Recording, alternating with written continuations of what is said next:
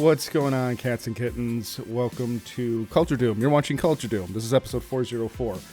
I'm one of your hosts. My name's Brendan. I'm your other host. I'm Alex. I've still got the Christmas tree up. I know it's got the blue background color now. Yeah, it's funny. Your RGB lighting there. Did you get some new presents? No, that was their last episode, but it was red. Mm-hmm. But the camera slightly moved because I was testing something, and I kind of lined up. The lamp is now hidden behind the tree, and so now it just looks kind of festive-ish. Does the color change based upon your political leanings at the time being of recording? At any given moment. That's what you can tell. I'm waiting for yellow.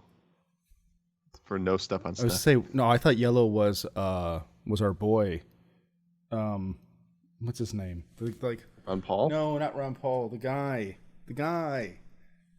Bush. Elon? Jeb. Oh, Jeb. No, Jeb. Jeb Power. Jeb. You know what I'm talking about, don't you? Okay, yes, thank you. Did you ever see? Did you see like his like logo for the campaign? It was like Jeb with the exclamation point. And it was like Alex. Yahoo '90s font. Were we podcasting in 2016? I think we must have been. I kind of remember talking about Trump briefly after he won, but it wasn't. It was very. It kind of. As I recall, we were like, let's wait and see, everybody. And then it was like, oh, let's not talk about this anymore. Everybody stop waiting. Yeah. There was never a wait and see with him. It was immediate. Never mind. I'm getting on. I'm going down a dangerous road. We're going to move on. Yeah. How was your holiday, Alex? It was very good. It was very busy. There's a lot of presents, a lot of toys. Our living room is now rife top to bottom with Ninja Turtles and Coco Melon. I thought you were going to say Coke. It's like, it's my... if you do enough, you might see Ninja Turtles. That's my kind of Christmas. Yeah. There's tons of Ninja Turtle stuff now. That's fine. Like, it's good. It's good. Your wife, your better half, texted me on Christmas and was like,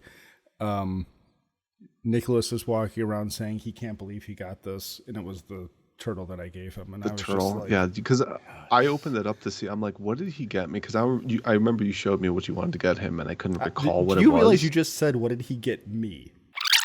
What did he get me? You just said, "What did he get me?" No, meaning like I was saying to Erica, like, what did he get Nicholas? There we go.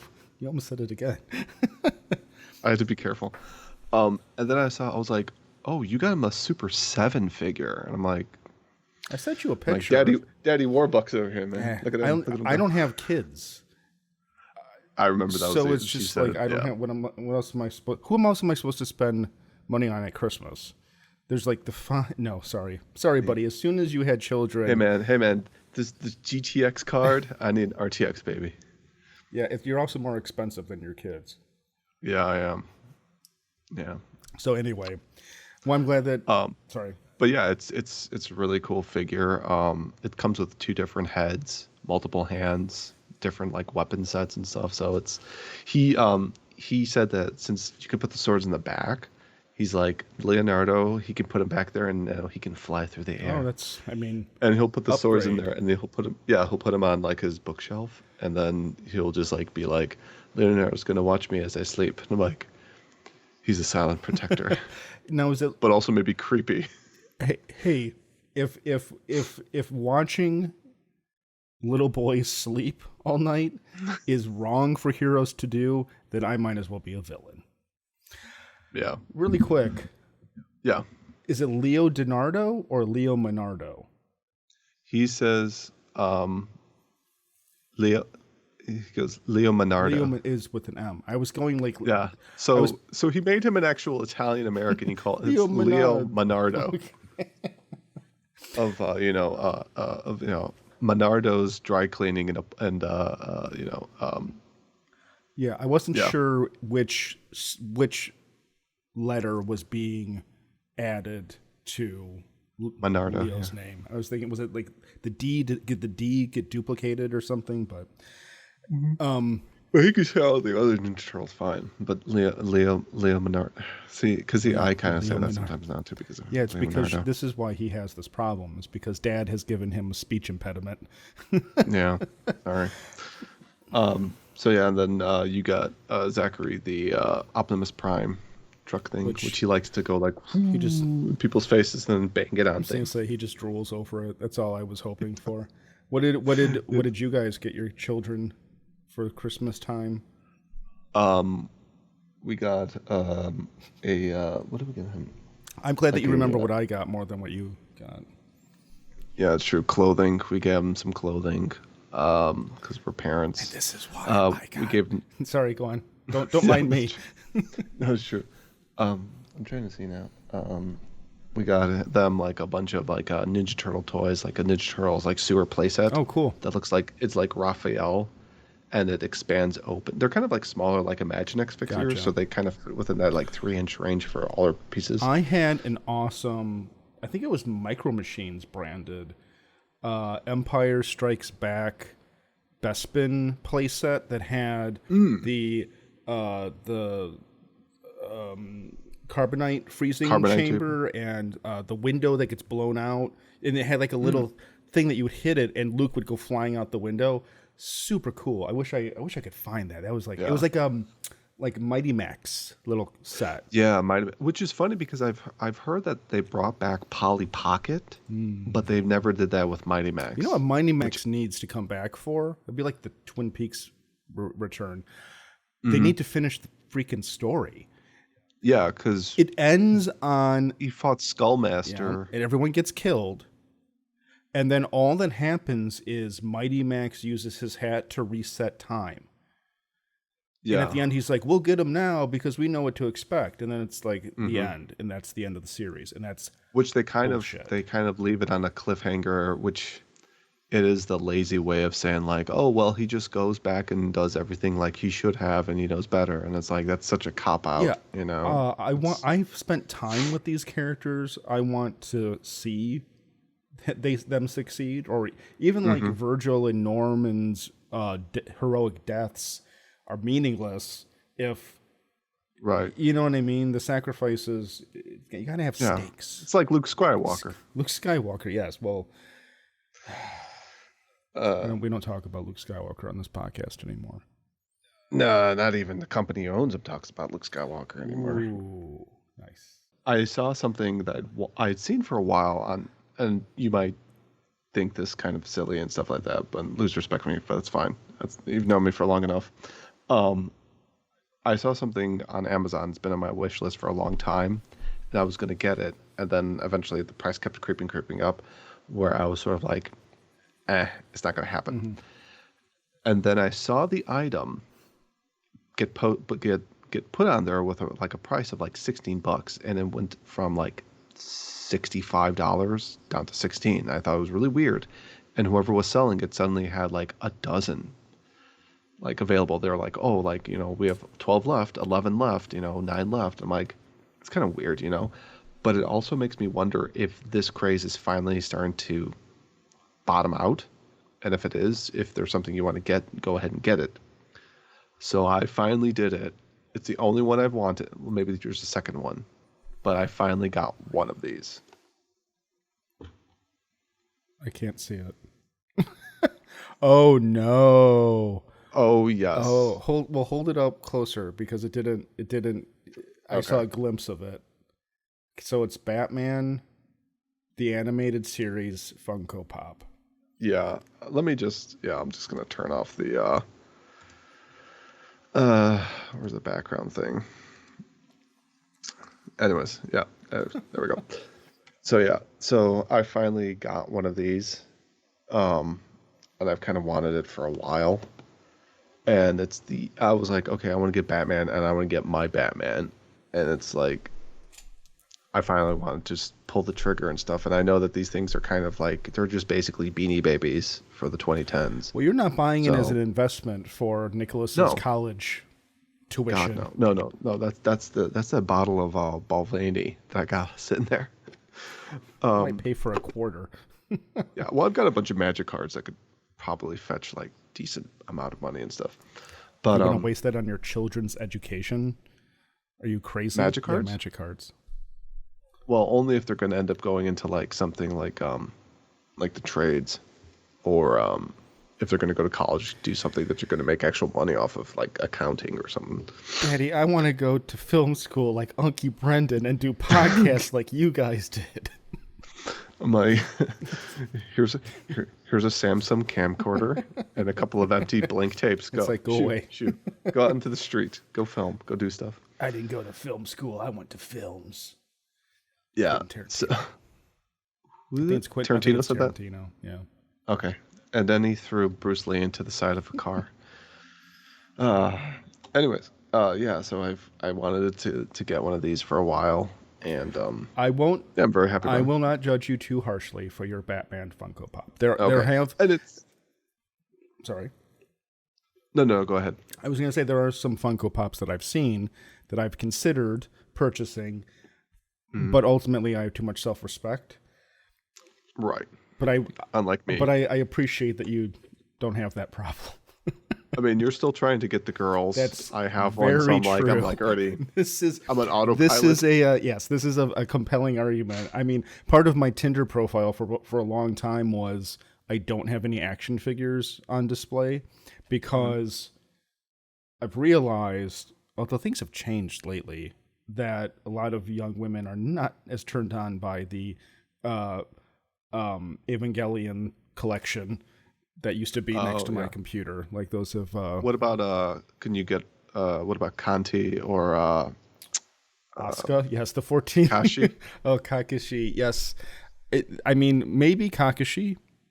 Asuka, no, because women are threatened by 14-year-old girls who look better than them, more physically fit than them. This is why can fit into a plug suit properly. This is why you're married and I'm single.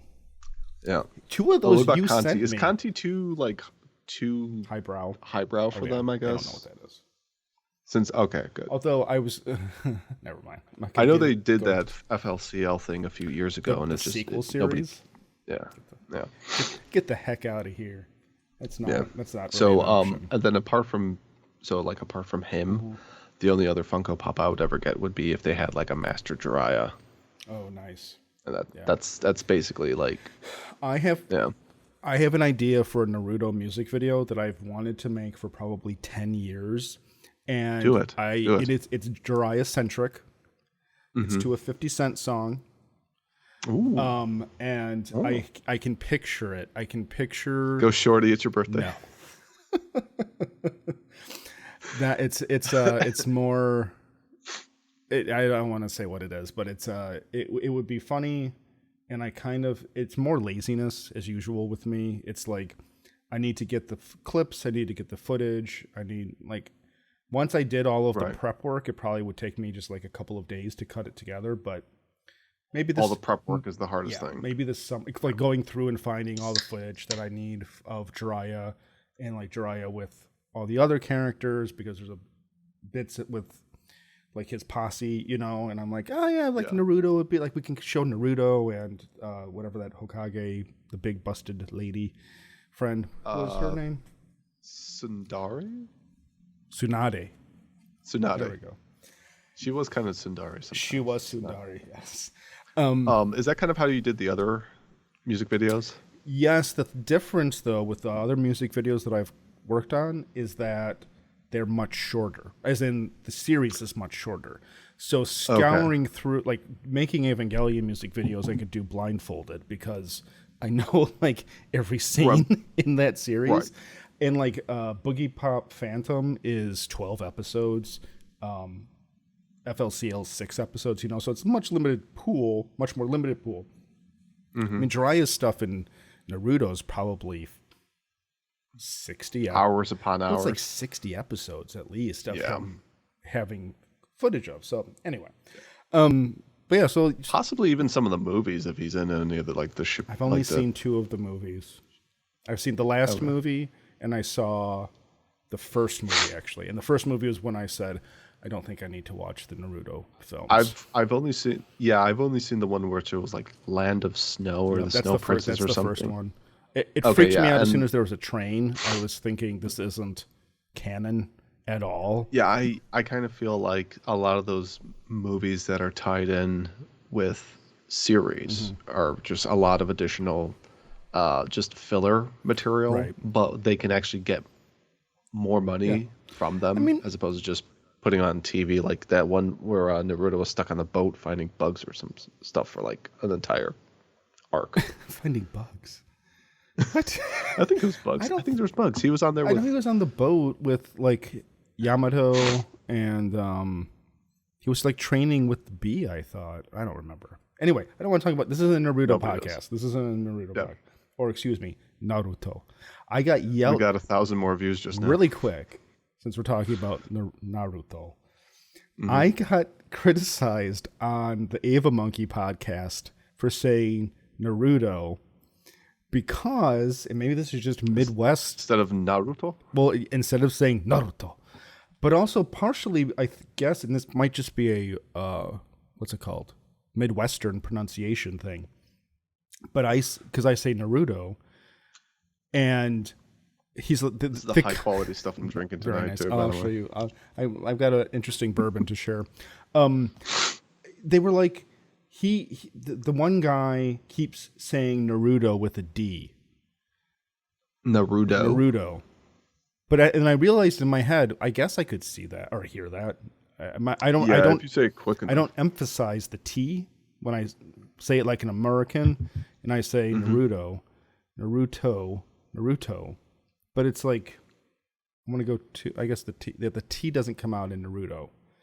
It sounds like Naruto, like Menudo. Or Menuto. So all this to say, if I say Naruto, I sound like an asshole. And if I say Naruto, I sound like an inbred Midwest hillbilly. So there's no solution to the dilemma of pronouncing most Japanese words properly. Even when I said Kakashi, I sounded like a dick because you said Kakashi, and or maybe I said Kakashi. Kakashi. Yeah. Whatever. You'll figure. You'll see what it is. Point is don't be mean to us on the internet. Yeah. Well, we're very sensitive. We Alex knows. Sensitive husky boys. Yeah, Alex knows when we made that video about furries, I was traumatized by the reaction to it. Yeah. Well, it would be kind of like saying the Dorando Raptors or something like that. Well, I'm glad that you're abruptly moving topics away from Naruto. I'm glad that you had a good Christmas. Did you have a good Christmas? Yeah. I mean, my primary Christmas was fine. Yeah, no, I had a good Christmas. Okay. Yeah. Can you tell me about this Taste Atlas Best Cuisines in the World article you've got me looking at? Yeah, did I send you the link? I do believe that I have it. Is that it? Let me see here. Yes. So it's very interesting. I saw like a condensed version of that as just a info pic on Twitter recently. And what caught my eye is that the countries that are listed on there and their ranking are very, very weird. Okay. I mean, there are some cuisines which, you can definitely see it's like, the annual standard bearers. Like right now you've got number 1 is Italian. Is Italian in your top 5 foods to get? Probably top 5. Interesting. Yeah. Okay. Yeah, it would be. I don't know if it would be number 1 necessarily, but it would be pretty. I mean, it's definitely top 5. I find Italian food to be just a little too heavy for me. You have to go in an empty stomach. Definitely. It's just not. Yeah. It's not that I dislike it. It's that I just don't. And it doesn't really come up as much as you might expect it to. Like, I definitely eat more Japanese food than I eat Italian, more Thai food, more Mexican, more Greek, pretty much every other.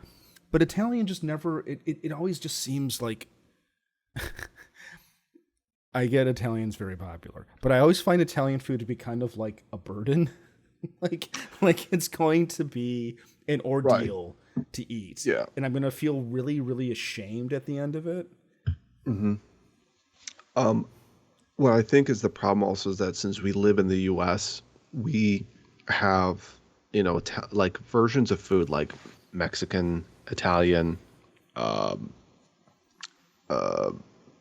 guess maybe German, Chinese, a lot of it is very watered down, I guess, because of them trying to be like, we can't make the type of stuff that, in case of the Italians, like we can't just make Italian food that, we make at home, our grandmothers or moms make at home and stuff like that. We have to be able to sell this to other people in a restaurant. So we're going to make stuff that could kind of appeal to everybody for the most part. Sure. Yeah. And I know like here they have Italian ranked #1 and they're saying, their best rated foods, Parmigiano Reggiano, prosciutto Toscano, Nduja, I don't know what that is, risotto, porcini. Yeah, but basically like they say that, but it's like when people in the U.S. think of Italian food, it's like spaghetti, lasagna, ravioli, fettuccine alfredo, Marie Callender's, it's basically it's like a sampling, like a very baseline sampling of that stuff. Even then, when you go to like a Mexican restaurant and you have like a million different tacos, a million different burritos, and then you might be something more adventurous in some of those kind of things. Wait, they're just saying they're putting down, but prosciutto I don't consider to be.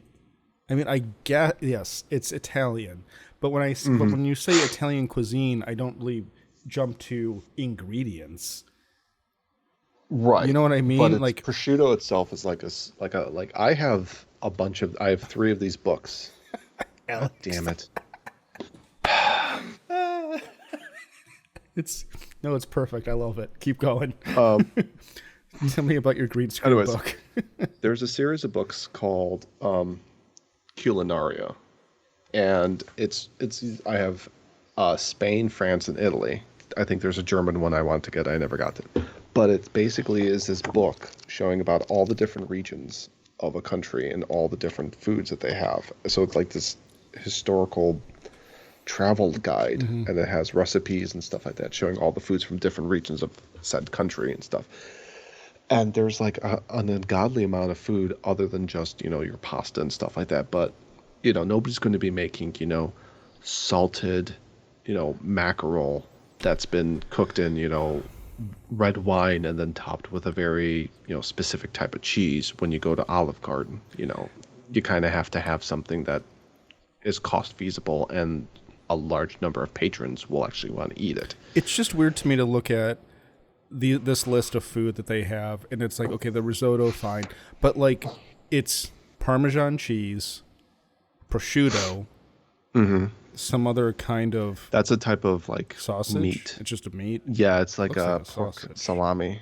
Yeah. I'd eat all that stuff. You know me, I'd eat weird stuff all the time. Did you know that? Well, I don't want to say this. I think I read somewhere. I think I read on Wikipedia that pepperoni is like Italian American creation. I know what is it? Hence why chop suey is an American thing. This is the difference between pepperoni pizza. Because I was always like, wait a second, pepperoni is a sausage. So you have pepperoni pizza, cured sausage, and then you've got sausage pizza. Aren't they both sausage pizza? The difference is Italian sausage, and they differentiate because Italian Americans it's an American sausage. Right, and it's also the way that the sausage in particular is made. Nobody seems to get amused by my point that, just real quick, and clearly it's my fault because everybody I make this argument to just stares blankly at me like you did, where I say, like, isn't it two sausage pizzas? Why is one called pepperoni and one called sausage? One's just like sausage 1 and sausage 2. Nobody seems to find this point a compelling argument.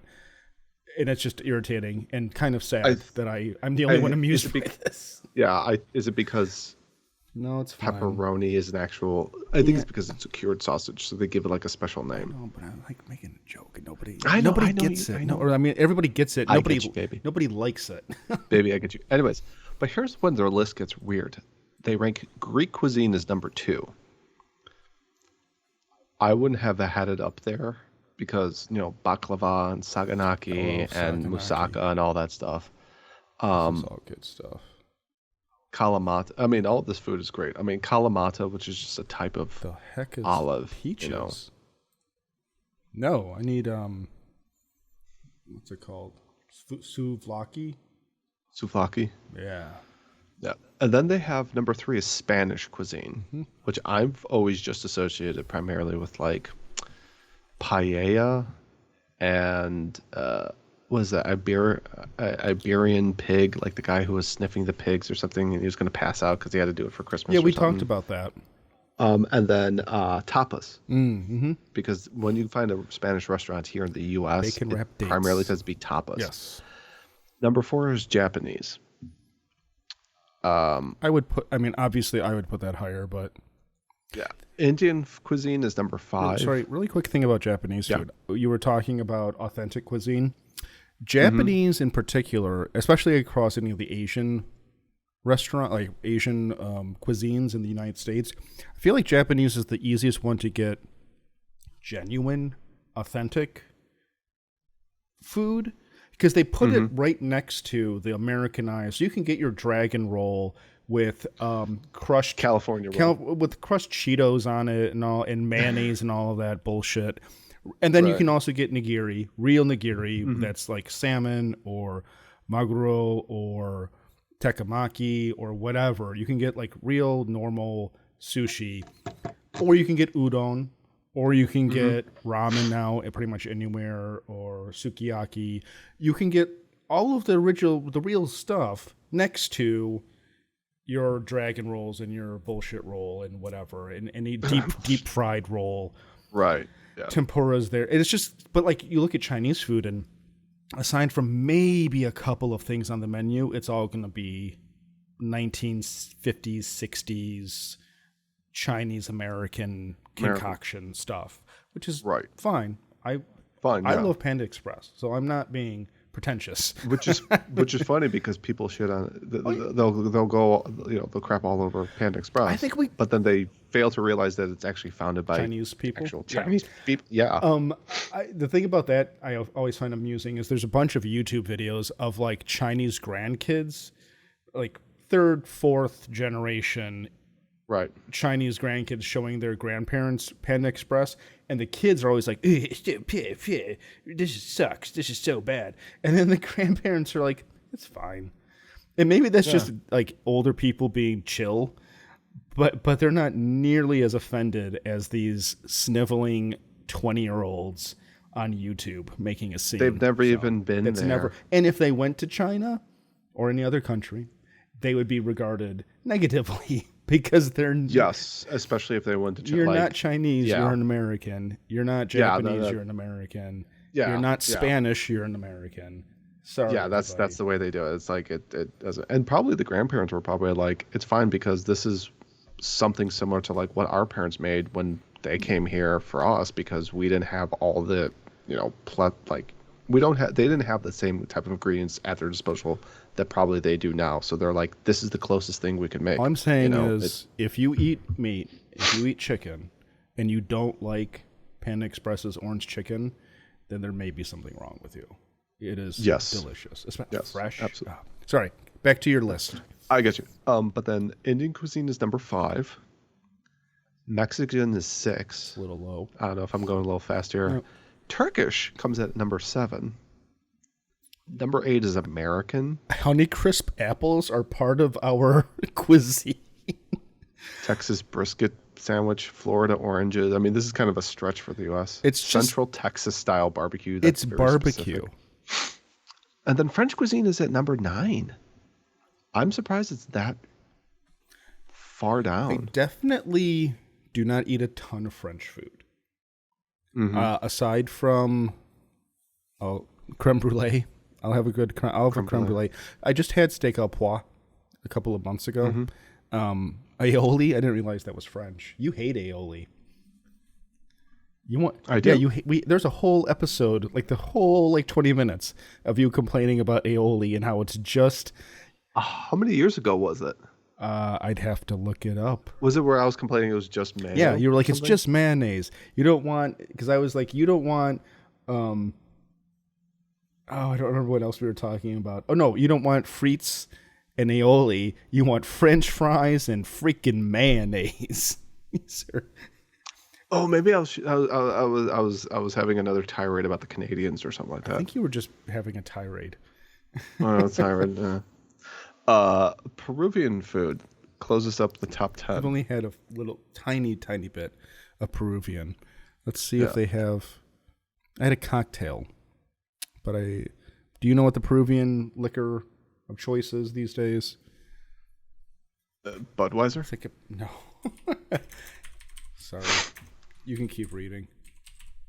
And then Chinese cuisine is at 11, which includes lychee, soy sauce. Pisco and is the liquor that I was having, a pisco sour. Sorry. And rice vermicelli. And then Brazilian cuisine is 12, Portuguese 13, Polish at 14, German at 15. And then afterwards, you just it's all over the place. Indonesian, Croatian, Argentinian, Korean. I feel like they're just ranking countries for some reason. I don't like this list in concept. Conceptually, it's flawed. I don't think that you can rank nations' cuisines like this. Bosnian Herzegovinian cuisine is 38th. Yeah, so how far? Malaysian cuisine is 39. English cuisine is 29. Taiwanese cuisine is 45. Taiwan invented bubble tea, so I don't think it could possibly be that low. Here's what's funny. Singaporean cuisine is 52, but as far as under my understanding, I've always been under the assumption that Singapore is kind of like a melting pot of like Asian cultures. I've seen travel videos in Singapore, and people eating there looked pretty damn good to me. So I don't know much about Singapore. City like a nation state. Yeah, or a city nation. Do they have is it Singapore? Maybe it's Taiwan, where they have it's like a futuristic building with like a garden on top. Do you know what I'm talking about? There's something out there. I know, was it Malaysia's got those Petronas Towers in Kuala Lumpur. I would like to go to Malaysia. Cypriot cuisine, New Zealand cuisine. Yeah. This one. Norwegian is number 95, dead last. Well, anything. Where was that? Yeah. Ukrainian food's at 41. Is Sweden the one that has the little high? Is Sweden the one that has the really smelly fish that they open and it clears out a room? Not gefilte fish. No, it might be Sweden. Gefilte fish that Jewish? Jewish, maybe. I don't know. Would you say Sweden? Yeah, Sweden had a smelly fish in a tin. I think so. Yeah, I think where it's like rotten or something, or I think it's just fermented. But is this where you get into the rotting cheese that has maggots in it, and you get into the shark fins or something that are rotting? A lot of rotting food in Norwegian cuisine. I don't know. Well, because it's cold, so I guess it's something you have to do something with Yeah, but even they don't seem into it. They don't seem very happy to eat the stuff that on the travel shows. It's always just kind of haha, isn't it horrible? And everyone looks like they're going to throw up. It's the thing that made what's his name throw up. Graham Andrew Zimmern? No. Or who's the cooking guy who yells at people? Oh, Marco Pierre White? No. No. Hell's Kitchen. It's his. He was his understudy. Ramsay. Gordon Ramsay. Gordon Ramsay. Yeah. They try to eat something, and then he throws up. He's the only one who actually throws up. Pussy. Wuss. There you go. That's more PC of you to say. Yeah, I know. Family friendly Felix. Anyhow.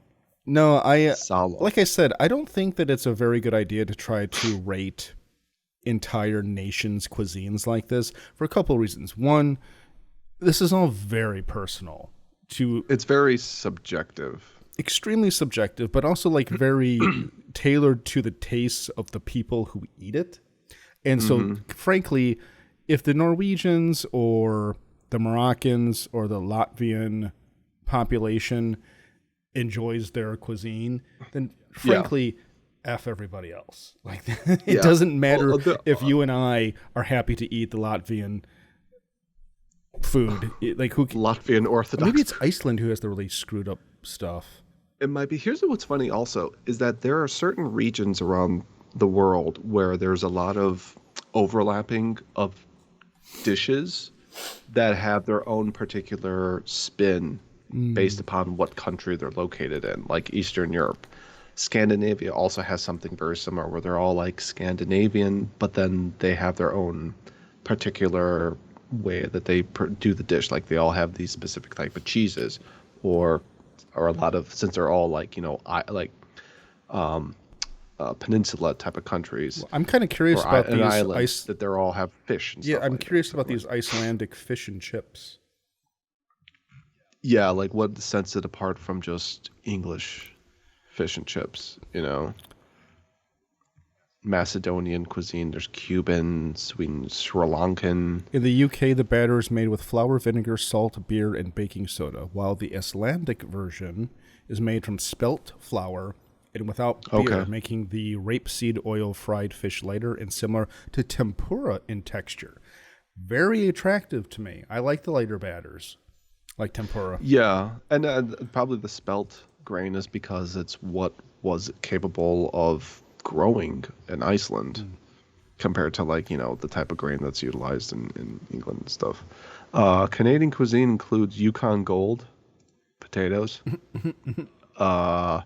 maple syrup, a Montreal style bagel. Let me see what a Montreal style bagel is. Oh, and you're looking at Canada? You're just looking at things to complain about. Oops. It was basically just brought over by Eastern European Jewish immigrants, so it's just a bagel. Smoked meat. Unlike New York style bagels, these contain no salt and are less dense with a slightly sweeter flavor since they're boiled in kettles of honey water. Canadians do have like the kind of English kebab thing going on. I've seen videos of my Canadian camper YouTuber, and he went and got kebabs, and I was thinking, in the United States, kebab is really skewered meat. They do like something weird in the UK with what a kebab is, and it kind of transferred over into Canada. So I feel like that should be on the list. So in Canada, the most popular Canadian dish is poutine, followed by Hawaiian pizza, pancakes with maple syrup, uramaki, which is just a California roll. What? The Kraft dinner, which is just a box of Kraft mac and cheese. What is up with that? What is that? Smoked salmon, garlic finger. I've heard that before. Their cuisine is like a drunken college sophomore. It's amazing. Where are you looking at the list of food? Oh, so when you click on like a country and it says best rated foods and then it has blah blah blah and 113 more got it. I see. Sorry. Yeah. Hawaiian pizza is a Canadian invention. Very nice. I enjoy Canadian pizza I enjoy Hawaiian pizza quite a bit. I know that you're not a fan. You hate the pineapple. What? Hawaii. I love Hawaiian okay, pizza. good. It's a relief. I know it's an unnecessarily controversial. Dear Lord, Chicago, get it together. Okay, there we go.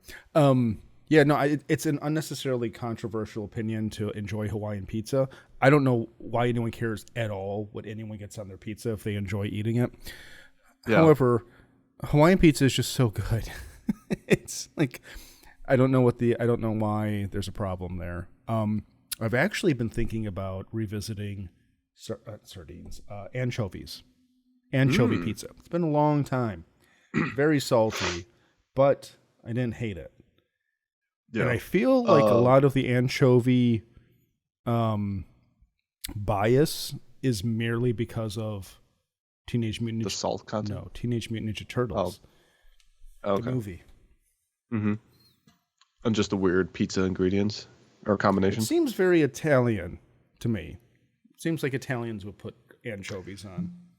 It seems like the anchovy pizza is the most like down to earth, non-crazy pizza topping that they've had on their pizzas in like episodes and stuff. There's a guy on YouTube who has a channel and he recreates the actual pizzas that they have and stuff, like the jelly bean and ice cream pizza or like chocolate sauce. Teenage Ninja Turtles? Yeah, like the ones like whenever Italians. Well, maybe he's Italian. So. Well, it's a fascinating collection of articles or of cuisines. Or lack of in Canada. Well, this was all just for you to make fun of Canada, wasn't it? This was all an elaborate ruse just to make fun of Canada's food. It's got to be embarrassing. I mean, who knows what Taste Atlas is? Like where this came from. Yeah, I've never heard of them before, quite frankly. And I saw the picture, like the list on Twitter, and I was just like blown away by just this. It was kind of like you just took like 90 countries and you just jumbled them together in a bingo basket and you just pulled out random numbers and you're like, number 2, Greek. It's like, okay. Taiwan makes a really good whiskey. It's called Calvin.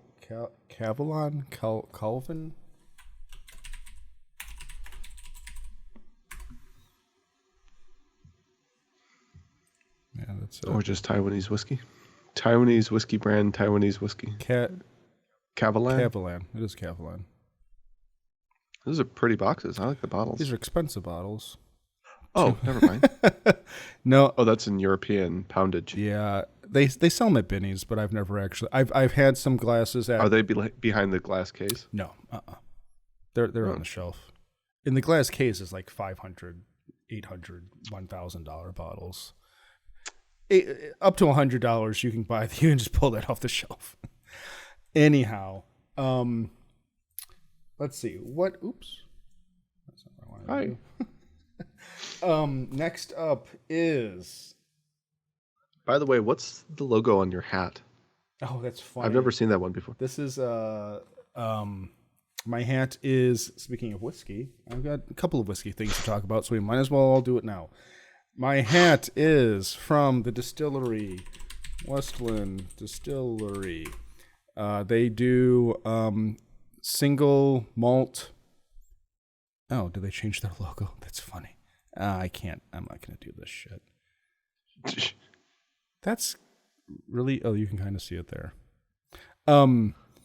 They do a very nice single malt American whiskey. They do multiple versions of them. They've got like traditional single malt, sherried single malt, which is really good. Bunch of different iterations. Great distillery. Little overpriced. Where are they located? For the listeners of the show, in case they want to go and visit this wonderful place. America. I have no idea. I'm gonna, what part of them? Can we zoom in on the picture? Enhance. Oh, Seattle. Ugh. No wonder they're so. I'll just buy it at the store. It's a really good whiskey, a little overpriced. As I told the person who gave me this hat, the person who gave me this hat was a rep for Westland Distillery at a bar, at my bar, our bar, okay, the bar. I don't want to say which bar, but at a bar, just a bar. And actually, my girlfriend at the time was sitting in a women in whiskey circle in the corner, trying the line. We walked to the bar alone. Alex is irritated by the very concept of what I'm discussing. After the Canadians, we went to the bar on our own, and there was like a group of young women together, and the bartender was like, "Hey, she should go sit over there and say that I sent you. She'll have a good time. They're talking about whiskey." And she was a bartender. And so she went over there, and I sat down at the bar, and the bartender was like... With the other men? With the other men. And the bartender was like, "Hey, this is so-and-so from Westland. Brendan knows a lot about whiskey. You guys should talk." And we got into it, and we started talking about stuff. And I had drank their whiskey before, and I was like, "Yeah, it's really good. You need an age statement. Also, it's too expensive." And I had had a couple of drinks by that point. So I was being very honest with him. What were you like? What's their MSRP for like as I recall, their entry level is around 50 or 60, which is not well, actually, hold on a second. I might be being too nice. Okay. I might be being too nice because I don't think would provoke. I think I was complaining more about the age statement, but your inner Scotsman comes out. Well, here we go. So $80, $80, Whoa. 160, 160. So so entry level is $60. Not bad. It's not great. Okay. Not a great price. Would you tack off like maybe 10? For this one, yes. Okay. For their entry level, I feel like 50. If Glenn Farkless can maintain $55 for their 12-year-old Scotch, I'd say that they should be able to hit 50 for a non-age statement. Do you think the price point with not just micro, like basically American like small batch like micro distillers and also microbreweries in the U.S., do you think that the price that they put them at is mostly due to just the uniqueness of them being like an American thing?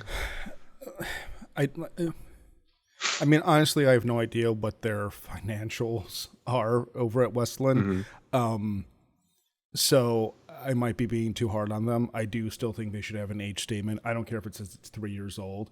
There are multiple. It's not this one. I have another bottle that's an American bourbon that says at least 3 years old on it. It's an American bottle. So how many years ago did this conversation take place? Well, last time I was with that girl. or with this whiskey. Well, no, that's what I mean. Is like I'm trying to do the math of I don't know, eight years ago. Oh, okay. It's been a while. Within that time period, was this about the same price point? Yeah. Okay. They were always. I always felt like Westland needed to drop their prices a little bit. I mean, I get it. I get that it's the sherry's out of stock, $80. That's too much for that sherry. This is a more better comparison to Glen Farkless. The thing is, though, I don't know what Glen Farkless is a much bigger brand, so maybe they could afford to do a cheaper bottling. Right. All this to say is that Westland has good whiskey, and I wish it was cheaper. But I like their hat. So this is like my camping hat. I feel like it's very. I feel like I'm like a Cub Scout in this hat. It is. Yeah, I was about to ask you. I was like, is that something? It's too new for you to be like because you were in Scouts, right? I was in Scouts. Yeah. Okay, because I'm like that's way too new looking because it looks like a pine tree growing out of like an acorn or something. It's a nice hat. So my other whiskey topic, really quick. I'm drinking Keystone Light, so. I'm drinking bourbon.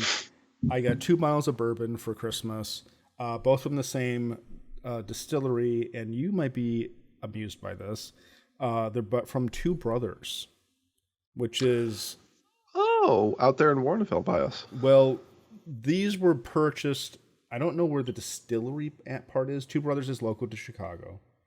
Yeah, they're in Warrenville, and they took over. They own the old Walter Payton's Roundhouse in Aurora, which is where my mother bought these. I had gone to dinner with my mom at the ex Walter Payton's, now Two Brothers brewery in Aurora, and I ordered this bourbon, the house bourbon, and liked it, and told my mom I liked it. And as we were walking out the door, I saw in the little shop they had the bottles available to buy, and I was like, "Oh, that's that bourbon." And my mom was like, "Oh," and I was like, "Whatever, I can buy a bottle of bourbon." 3 months later, 2 bottles of bourbon. One's this one, the other one is the small batch. Mostly, I think because my mom didn't know which one I had, so she got both of them, and was just like, "Here you go, have a good Merry Christmas." So. Very nice bottle. That's nice. Very nice bottle. You can't get Fireball Island anymore, but you'll get booze. Yes, exactly. Anyhow. But I kind of want Fireball Island too. But yeah, the small batch version says on the label, at least 3 years old. That's all I want from any distillery. I'm not asking. Just a guaranteed assurance of quality and. Especially with if I'm spending $60 on a bottle, I want to know what's in the bottle. I think transparency. And it could be completely fabricated statement, but at least that statement's on there to kind of somewhat alleviate any fears for that price, like you said. Better not be fabricated. Get into a lot of trouble. Yeah. So that's why bottled and bond is such a good concept. That's like American-backed, government warehouse aged bourbon. It's Evan Williams, Old Granddad. There's some other ones that are like U.S. government assured 5-year-old bourbon. So right, it's kind of like our own version of Scotch. Like the way that they do like champagne in France, where it's like it has to be made like every single step of the way of production and to bottling, like growth of bottling has to be made in the Champagne region, and it's like that's why everything else is called like sparkling wine or something like that. Scotch has pretty stringent rules too about what qualifies and how it qualifies. But anyway, Alex, you have a topic you want to discuss. Yes. And that's all I know is that you have a topic. So I literally number 4 on the list. My light blows it out, but it just says topic.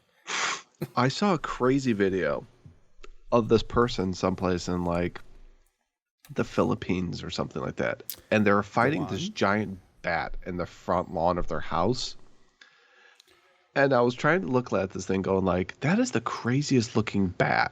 And then somebody in the chat or like the comments were saying it's not a bat at all. And it's a mammal. Like, well, bats are mammals and stuff like that too, whatever. This is in the Philippines? Yeah, it was like out in the Philippines, and like it was like someplace like in Asia or the Philippines or something like that. Was this a 4-channel image? No. Philippines giant bat battle. It's this creature. Are you sending me a link? No, it's just the name of the creature. No, but I want to see the video. Oh, it was it was something on like Twitter. It was several days ago. But there's a bunch of videos of this creature on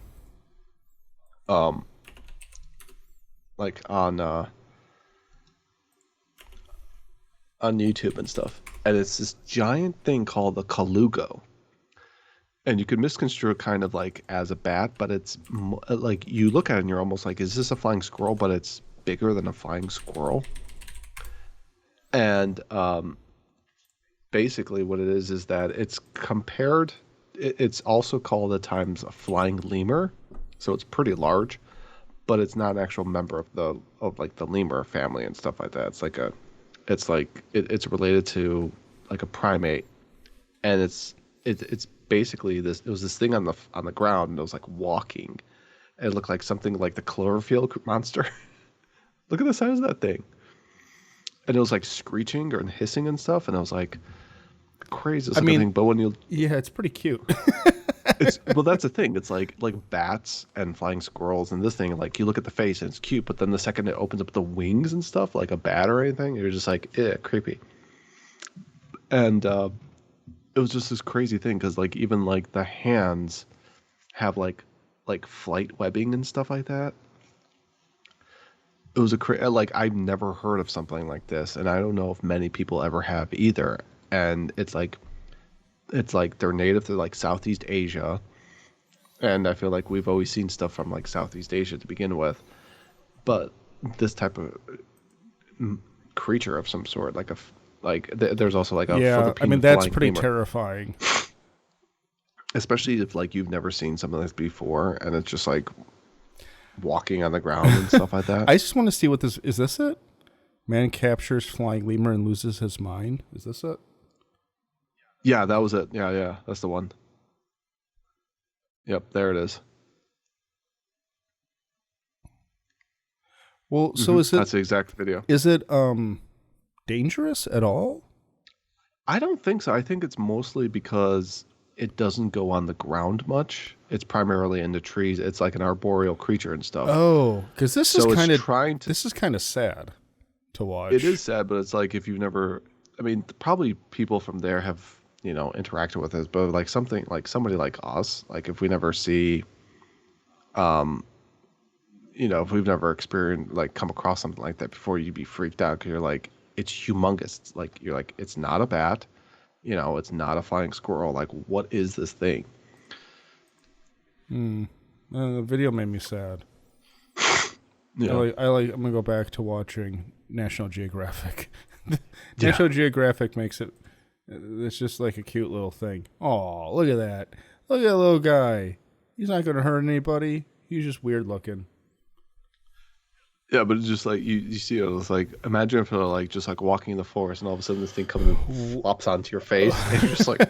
Well, I will admit that this footage of it just kind of flying in the dark was a little horrifying. But I mean, frankly, if you're walking around the jungle at night, this is the least of your concerns, to be completely honest. Yeah, like you said, it's the face is okay if it was maybe like attached to a different creature of some sort without the webbing. Oh, it's fine. But I was just, I saw this and I just like wanted to bring it to people's attention because it's just this is literally on Alex's list of top it's Canadians and flying lemurs menus, world menus, and then mysteriously topic. Yeah, and they have like a funny shaped teeth. They're like comb shaped. But you could have stuff like kind of fans out. You could have just said, "I want to talk about Colugos," and I'd have been like, "Oh, okay, it's an animal, whatever." But yeah, it's just a crazy looking thing. Well, I was not aware of this animal either, so thank you. There's like another like weird animal that it's half of a zebra and then half like a donkey or something. I saw I saw a video of it once on a Penn and Teller episode, and it freaked me out. I was like, "Ooh, this is a real animal?" All right. Yeah. All right.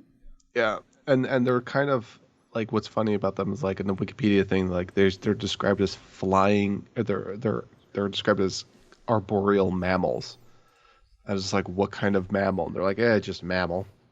It's like it's an arboreal mammal. Yeah, just a mammal. Yeah. Speaking of mammals, Alex. Yes.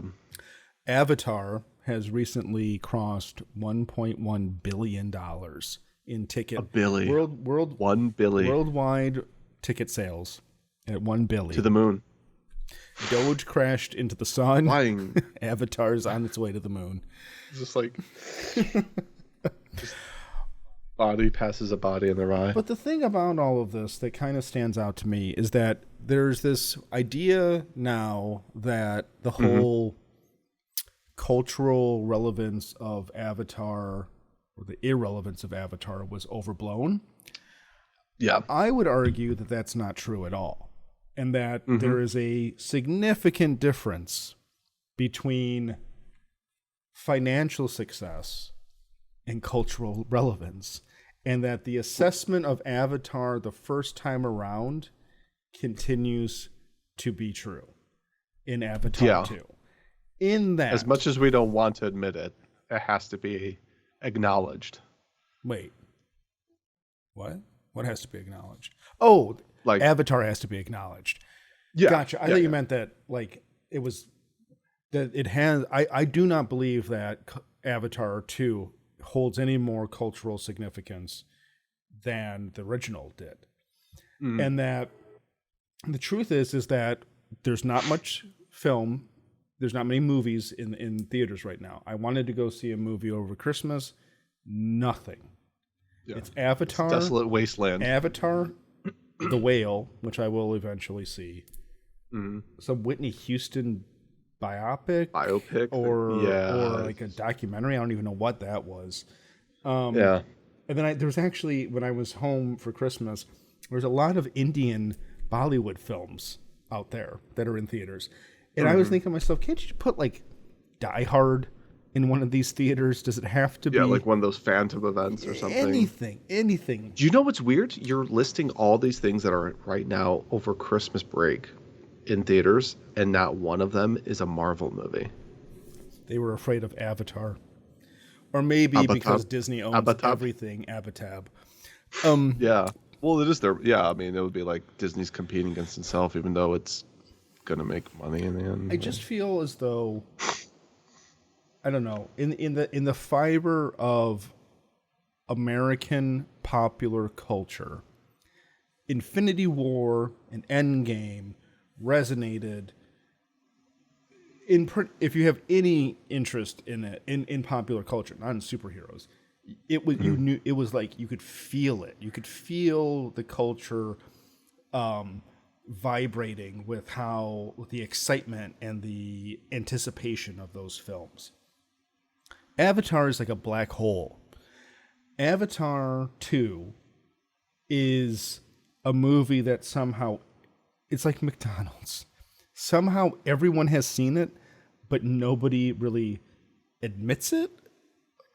Yeah, like they Acknowledges like it, try yes. to acknowledge it. They're like It's purely disposable. There is no and I don't feel too bad saying this because James Cameron's such a dick that I usually, like, you know, it's really hard to make a film. So if you're successful doing it, then hell yeah, man.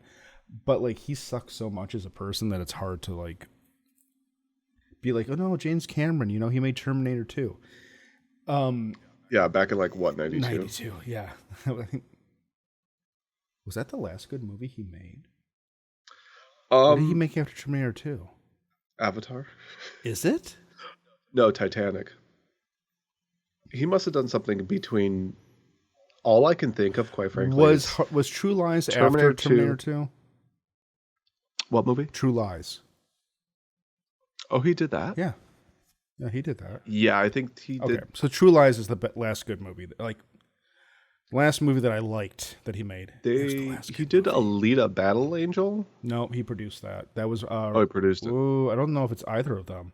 Robert Rodriguez, I think, produced it. I don't think James Cameron had anything to do with Battle Angel Alita. He was going to make it. For some reason, I've heard his name float around there. I've never seen it, but I heard his name float around. I should see that movie. Battle Angel Alita was directed by Robert Rodriguez. He worked off a screenplay that James Cameron wrote, but I do believe, well, I don't know anything about this movie. There's for some reason two saw screenwriters pictures of for him that film on the set. Oh, because maybe it is his script. It looks like, I don't know. Anyway, point is, Avatar 2, just because it's on its way to being profitable at $2 billion, whatever ridiculous thing it is, does not mean that it matters the same way that even that Star Wars or Star Trek or, God help me, Avengers matter to the fabric of American pop culture. So yeah, it's a movie that everyone's going to see because they're supposed to see it, and it's immediately. It's sort of on par in a sense, like with just making money, like the Fast and Furious movies or all those Transformers movies. Like they just exist simply to make buku, the only thing, buckets of cash. The only reason I care about this at all, because I really did, I mean, I saw the first Avatar, did not care for it at all, and that it was like done. Like that movie was so bad in my opinion that I could not even if I could muster a little bit of curiosity to go see that movie. It tried to basically 3 hours long. I know. Blue space cats. No, I can sit through 3 hours of a lot of weird stuff, but that stuff is not a thing that I could. I didn't see it in theaters. I saw it at my in-laws on their TV, and I was just like, eh. That's not even what it was. That's not even that's not a fair shake at that movie. Well, see, that's the problem also, because it's like once you see it, it has to be seen on IMAX. It has to be heard with that sound system. It has to be seen. Is this being shown in 3D? Because I haven't even heard anything. Okay. And so it had to be seen in 3D because the problem is it was meant to sell that technology to the home consumer. And when the home consumer got it, and they're like, all right, now what can I do with my 3D TV and my goofy ass goggles? It's going to go away again. Nothing. I bet you it was a trend. Freaking 3D TVs will probably show back up for 6 months now because of this stupid movie. Yeah, it's just not. Yeah. It and there's gonna be another bunch of movies coming out in theaters that they're gonna try to just slap in 3D afterwards. Dude, I watched The Banshees of Inisherin a couple of days ago, and it was a wonderful little film that made me so happy that a movie just about two guys talking could be as compelling and interesting, and all of the CG blue people and superheroes in the world still can't do a movie as humane as just a couple of Irish guys having a spat on an island. Yeah. Like, it just made me and then it just sucks to me because so much of contemporary Hollywood is built around telling you, don't go see The Banshees of Inisherin in a theater. Don't go see Tar in a theater. You can wait for streaming for that shit. Go watch superheroes hit each other with laser swords. No offense, Star Wars. And I kind of fear, like, when you said all the movies that are in theaters right now, I kind of fear that is what the theaters are pretty much existing for, like these blockbuster, like multi-billion-dollar blockbuster movies, to exhibit their fancy CGI, their big explosions, their big action sequences and stuff like that, and everything else gets dumped onto streaming or shows up at Redbox or something like that. See, you're exempt from this because you have children, so you're not allowed to have fun anymore. I have minions. I have minions. You mean your children? Or the movie? Well, the movies, like they love the minions. Eventually, I think like when your kids will be get older, then you'll be back in the theater. Has Nicholas been probably in a movie theater?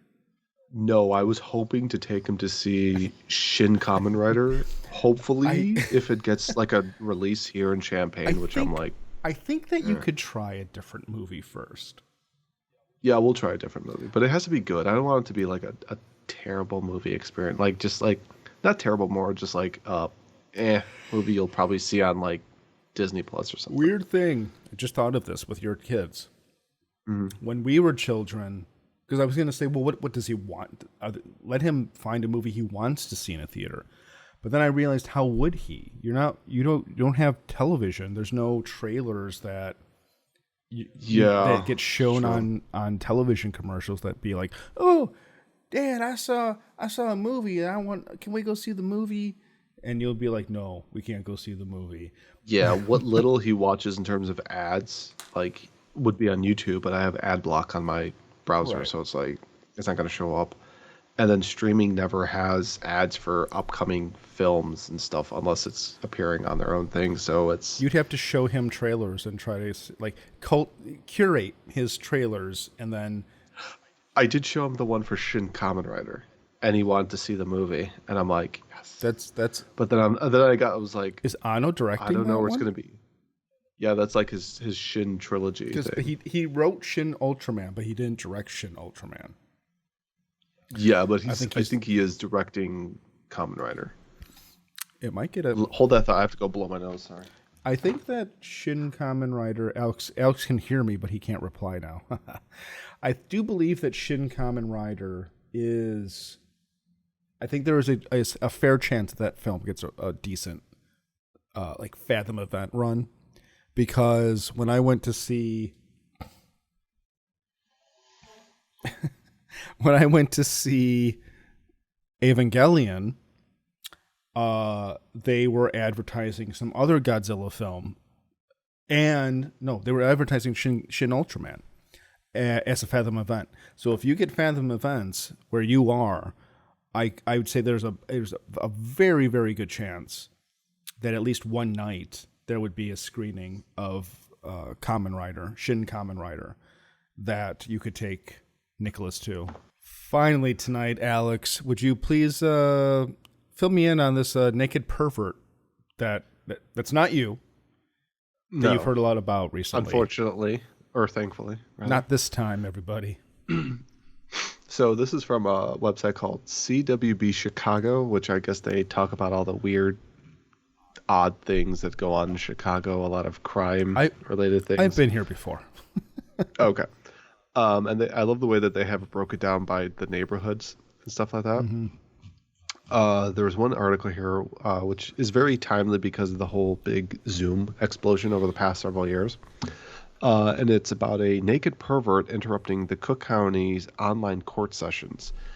Chief Judge says a large pickle or a small cucumber, which I'm guessing it's probably the picture of whatever's interrupting him and stuff. Excuse me. So, Cook County officials are currently on the hunt for a man who's interrupting their online court proceedings by zooming video of himself participating in an extremely graphic sexual behavior, according to records provided to CWB Chicago. I like that they have to add extremely. Yes. At what point is graphic sexual behavior not extreme? I'm just curious because I'd like to know what that limit is, so that it's a family-friendly graphic sexual behavior. If I ever end up in this situation, I want to know where that line is before it gets extreme. Your Honor. Define extreme, please. Yeah. In an email to the county's judges on Tuesday, Chief Judge Timothy Evans acknowledged that, quote, in the last week, many of you have been Zoom bombed with a video of a person who exposes himself and engages in sexually explicit conduct. You know it's some kind of lawyer who gets off. He probably watches people have sex with his wife. He probably, he gets off on the humiliation. And he's probably a very high-powered lawyer, possibly Japanese. Yo! However, that may be an understatement based on the graphically described accounts of witnesses CWB Chicago acquired through a source.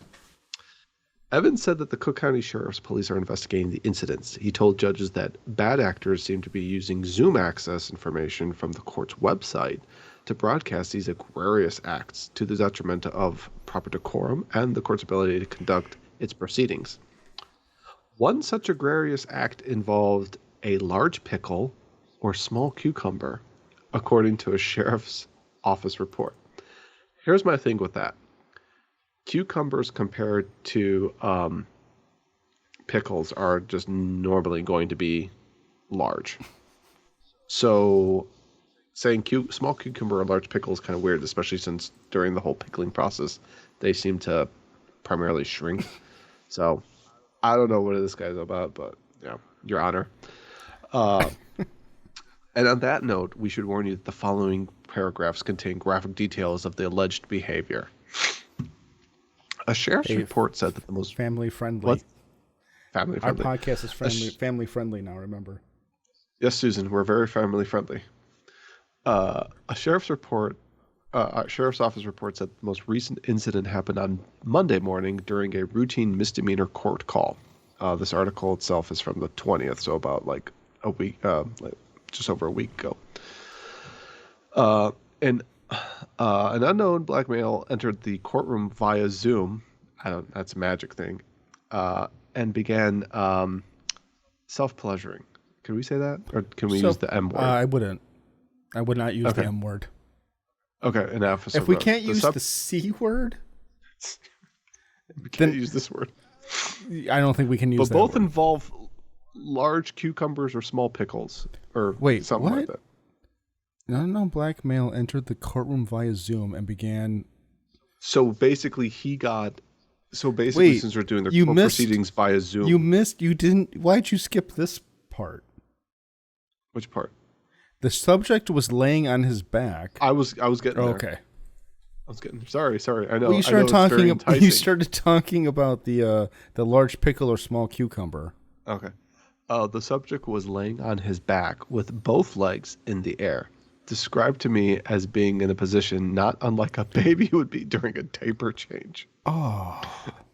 The subject was self-stuff with his bare pickle exposed, said the report, and an unknown item inserted into, An unknown item? Yeah, so maybe that might be the cucumber comes in. Let's keep reading. So this is getting good. To speak. 2 other courtrooms were also disrupted on Monday, according to the report. Multiple court sessions were Zoom bombed on December 8th, said a second report. And on December 9th, a domestic violence court case session was targeted. In that incident, the report said the man pleasured himself and also displayed a green object suspected to be a large pickle or small cucumber and inserted it.